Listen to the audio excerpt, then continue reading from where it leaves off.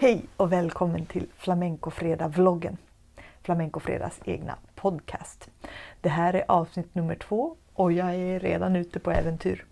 Det är nämligen så att vi ska ner till Andalusien och Sevilla idag och möta en alldeles fantastisk person som heter Bellali Austria.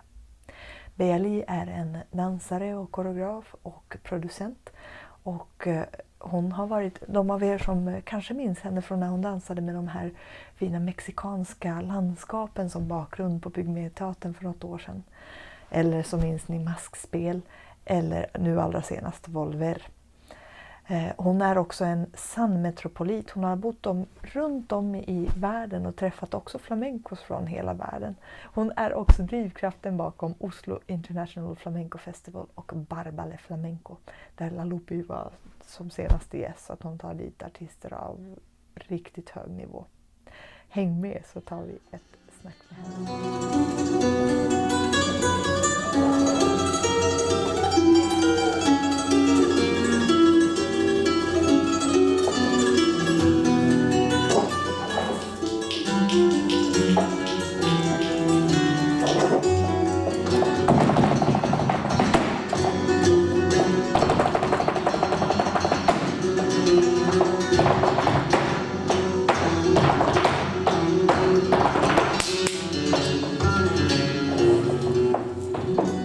Välkommen hit till Sevilla. Vi har hittat Bellali Austria. We have found Bellali Austria here in Sevilla and we're so happy that you can have a chat with me and us at FlamencoFredag. Welcome. It's a pleasure, my darling. Where are you in your dancing life today? What is inspiring you? I think, well, the journey in my life, the journey that I've been doing, traveling from one city to another and living in different countries, has given me the opportunity to meet in a more honest and more deep way who I am and what I want to say through dance. Like this is the language that I have now to communicate with others. So for me, every culture has given me this, and it's still a research.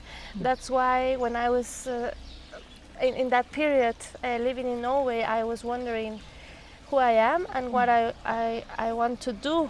And my Mexican roots were very strong, are very strong, because this is giving me the ground to be who I am. And then I think I'm in a continuous research of that. So this is not finished. This was not in the past. It's continuing. Like I really want to find through my culture better ways to communicate, to create something. And of course it gets influenced by other cultures. So now that I'm living in Norway, in this research of my personal language through dance, I got very interested in the Norwegian folk and how also they use their own roots to transmit something. So even if I am not Norwegian, I've been living there almost 10 years already. So this has given me like another opportunity, another personality, another way of thinking. So now it's part of me as well. So I think always the dance is something you are living on the moment, and the culture that is giving you something. Giving you inspiration in a way. And you're saying, for example, in the Norwegian culture, you can feel that affecting you. You have lived in very many different kinds of cultures. You were saying before you've been living in 6 different countries. Is there something typical regarding the flamenco scene in these different countries? I know you have been to Japan, you have been living in Mexico, you have been living in France, you have been living in the north, and here in Sevilla, no?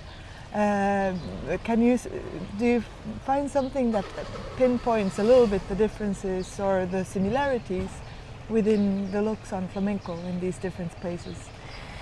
It's very interesting when you actually flamenco has been so difficult in my life that at the beginning I was suffering a lot because I was not able to understand anything about it. And that's the reason why I moved from Mexico to Spain. And in that transition, this is where I met the culture in France, the culture in Germany. I was living there, dancing flamenco, and now, after 15 years outside of Mexico, I can say that everybody in the world, we have a common thing, and we are looking to understand ourselves through art. And one thing that the reason that made me stay in flamenco was that I was meeting so many beautiful people, so many different, and I thought that this is a gift that dance has given me. I can meet a Japanese. When I was living in Japan, I was going to dance in a festival with the most amazing dancer, and I was not that. In that moment, I was beginning to dance flamenco. I didn't know anything about it, and I was there in the same festival, performing with her at the same time, and I was very shy. I was very nervous, but she was so humble and so beautiful person. She told me, "Don't be nervous. If there's something, I will help you." She saw my dresses and she thought, in Japan you need to dress more traditional and this is too modern. So she borrowed me her dresses, and now I always remember this now. So and she's one of the most amazing dancers in the whole world. So it was like you learn about this and you respect dancers because of this. Because you see that the teamwork is so important. So this is what I found in the world. But the difference in the cultures they are very interesting because there are many. For example, nobody will think that the Vikings, the women in the north, can dance a fire dance as flamenco, and it's far away from that culture, and of course from a Japanese culture as well. Perhaps Latin American culture we are more close to flamenco, but the north or Japan is not. So it's very interesting to see how the people use flamenco as a way of finding themselves. The women, in my opinion, they find their personality, they find their sensuality through that. It's like I am able to be more feminine, perhaps. Though flamenco is a very masculine dance, it helps to balance, no, the femininity and the masculinity. So it's very interesting how the cultures, people that are so shy, that are so inside, use the flamenco, and this is different in every country. Very, very different. Wow. And apart from being an amazing dancer, you have also turned to be an amazing producer of flamenco, because you have, since I got to know you a couple of years ago, we had our love on the internet. Yes. We had our first meeting in Skype, and then we got to know each other. Since that moment a couple of years ago, I have seen you make festivals in Oslo, flamenco festivals on a really high international level. You have started the Ballet Tablao concept, and you're putting together quite bigger and bigger, every time bigger.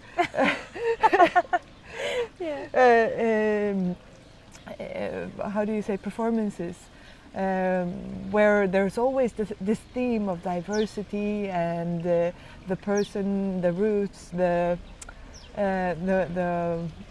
way of the world today. what I want to ask you also is, because you have in different ways collaborated with some of the most on-time famous flamenco dancers today. You have worked with La Lupi, with Javier La Torre, Concha Carreño, Karime Amaya. You have had all these amazing, Karen Logo, Chloe Brulé, Marco. There have been as well as a lot of the professionals from different countries, from France and from the north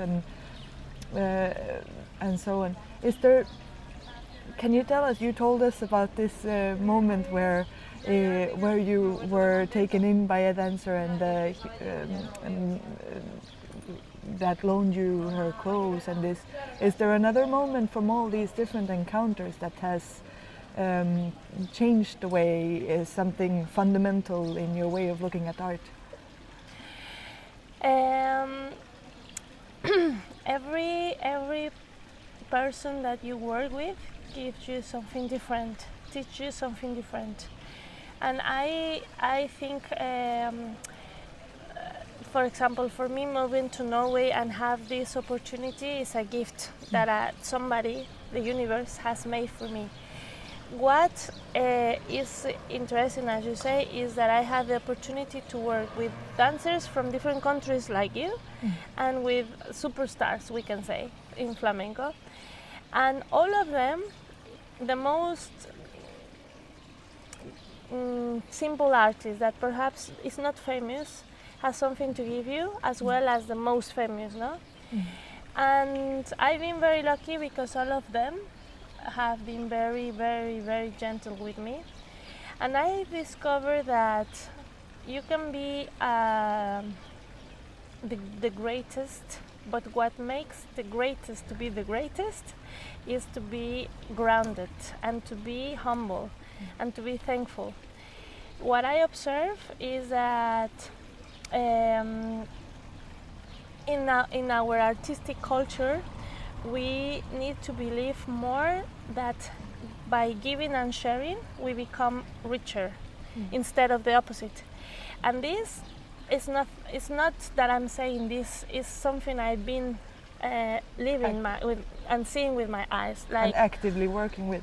Yeah, definitely. For example, La Lupi is one of my biggest examples because she, with Curro, this couple is so particularly, they are so generous, and you can see that the succeed. Of course, they are talented and they are amazing, but they are more amazing because their generosity. They really love what they do and they really want to do it. They don't do it because of the money. They do it because they love it. And this, for me, is the most important thing that an artist can have. Karime Amaya is another great dancer, very humble, very grounded in the art, and it's like this is me. This is my authentic me giving this. So they've been in Norway, even with all the challenges that it has, because we don't have a big culture in Norway. Not now as in Mexico, that flamenco in Mexico is very different. Everybody knows flamenco, and a theater can be full like this. In Norway, it's not that possible. So even with all these challenges, they have been in Norway with giving what they can. Like, okay, we do it this way, it's okay, and they still give to the students, to the audience, and they are really there, like looking the details. How can we do it better? They are not dancing in La Maestranza. They are dancing in a small space in Oslo, in a corner, a small corner in the world, and even they are in that space. They are taking care of this. So for me, this is the most important that we can have in art, because this is the real art, no? Because art, I think it's very, talking about money is a very important thing, and of course all the artists deserve to get well paid. But I think the money is a consequence of the generosity. So this will be always together. One thing with another thing. And they are my example of that, no? All these artists. Well, we could keep on going for 2 more hours without any problem speaking to you about all these amazing things. But as a last question, you are giving so much yourself. You have what you describe about others. You can really be reflected what you do. And what is it that keeps you motivated? That's a good question. I think for me, I've been, I don't know if it's part of my Mexican culture, I don't know, but the family, the concept of family, of union, of touching, of being together, I think this is what gives me life, no? There is a very beautiful film, Into the Wild. Into the Wild. And he discovers, no, that love is better when it's shared. So everything that you do, it's nicer when it's shared. So this is what gives me the fire to do the things. Like, it can be super difficult because it's not easy, but when you are backstage and you see, you know, how the dancers are enjoying, how they are meeting and making the fire to make it happen, it's like, then it's worth it. Everything, when you don't sleep, when you don't have all the money you want, when your applications are turned off, whatever, it's like, this is the right thing. Even everything will be fixed somehow. And this, the thing of unity, I think, is the fire. Ale, thank you so much for taking your time with us, Bellali Austria. Thank you to you, my beautiful.